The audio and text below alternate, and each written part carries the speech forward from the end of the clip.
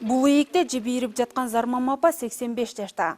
Атасы жаш кезинде согушка кетип, ошол бойдон келген эмес. Зармам апа карылыкка моюн сунбай, үй жумуштарында кол кабыш кылганды жакшы көрөт. Жаш кезинде колхоздо билеги күчтүү кишилер менен тең тайлаша иштегенин эскерет. Тамеки кылат элек болом, тамеки чыгарып жүргөнбүз, пахта кылып жүргөнбүз, будай өрүп жүргөнбүз болом. Айттым го. Ошо маалда кыйынчылык маалда кече будай өрүп жарты нанга иштейт элек болом. О жарты нанга кардыңар тоёбу, тойбойт. Боптур дай болом. Кече өрүп жүрүп жарты нан. Ондай чалдарга барып кошулуп опайдайт элек будай жанчып. Оп дейт элек ону. Эшектерди кошуп берет деп 1-20-30 эшекти.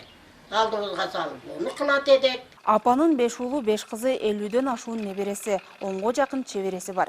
Баатыр эне жолдошунан эрте ажыраса да, тагдырдын татаал жолуна сынбай, кайратынан жазбай келет. Уул кыздарын жогорку окуу жайларына окутуп, билим алуусуна шарт түзгөн.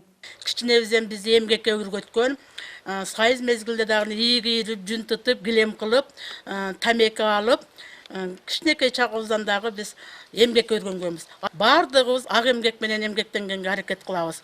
Атам 1998-жылы өтүп кеткен. Ошондон бери бизге татыктуу тарбия, акыл сөзүн айткан апам болот. Дайыма биз апамды келип кабар алып, тез келип турабыз. Балдары бардыгы ушул жерде, атарапта, бардыгы бир кой бири келип, апама болгон мээримибиз чексиз. Шаардагы 4 эң жаштуу аксакалдарга, ардагерлерге 5000 сомдон акча каралып, бөлүнүп, Баткен шаарынын мэриясынын резерв фондунан Баткен шаарынын 1-вице-мэринин катышуусунда, Кыргыз Республикасынын өкмөтүнүн Баткен областына ыйгарым укуктуу өкүлү Абдрахманов Алишер Орозбаевичтин катышуусунда куттуктап атайын акчалай сыйлыктарды жана материалдык белектерди тапшырып келишти.